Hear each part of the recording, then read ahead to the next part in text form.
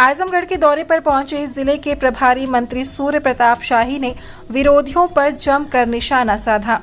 भाजपा कार्यालय में आयोजित प्रेस कॉन्फ्रेंस में कृषि मंत्री सूर्य प्रताप शाही ने कहा कि जिस तरह से परिवार बचाओ भ्रष्टाचार छिपाओ डायनेस्टी अलायंस ऑफ इंडिया की रैली की गई है, उसी रैली में पारिवारिक पार्टियों ने मोदी हटाओ का नारा दिया, जबकि प्रधानमंत्री मोदी लगातार भ्रष्टाचार हटाओ का नारा दे रहे हैं। देश की सरकार लगातार भ्रष्टाचार में डूबे हुए लोगों पर कार्रवाई कर रही है। ऐसे में इन विपक्षियों को परेशानी हो रही है। चोर चोर मौसेरे भाई सभी दिल्ली में दिखाई दिए। कल दिल्ली के भीतर एक परिवार बचाओ भ्रष्टाचार छिपाओ डायनेस्टिक अलायंस ऑफ इंडिया की एक वहाँ पर रैली हुई, जिसमें उन लोगों ने कहा कि मोदी हटाओ, मोदी जी कहते हैं कि भ्रष्टाचार हटाओ, और वो भ्रष्टाचारी लोग कहते हैं कि मोदी हटाओ।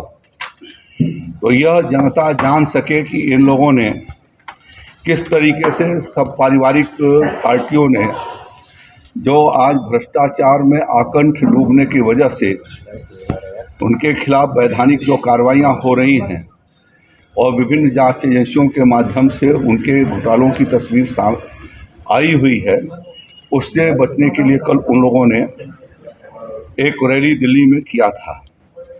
मैं ये साफ कर दूं कि प्रधानमंत्री जी ने 2014 में ही प्रधानमंत्री बनने के बाद कहा था कि न खाएंगे न खाने देंगे। तो आज उन लोगों को परेशानी है जिन लोगों ने खाया था अब खाने नहीं पा रहे हैं, और जो खाया था उसको जब जांच एजेंसियों के द्वारा जब तथ्य निकलते हैं और जब उनसे रिकवरी के आदेश होते हैं तो अपने बचाव के लिए वो लोग इस प्रकार के रैलियों का आयोजन करते हैं।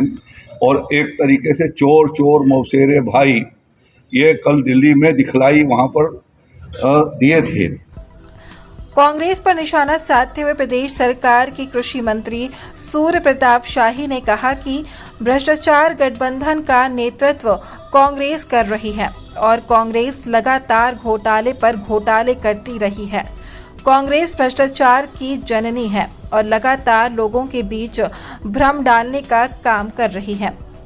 प्रधानमंत्री मोदी ने मेरठ की रैली में साफ कह दिया था कि हम झुकने वाले नहीं हैं।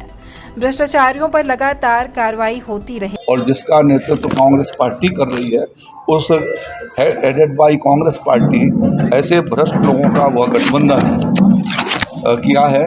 और इन लोगों ने अपने शासनकाल में जहाँ कहीं पर भी ये रहे हैं वहाँ पर घोटाले ये करते रहे और इस प्रकार से लोगों को गुमराह करने की वो कोशिश उन लोगों ने कल वहाँ की रैली में किया।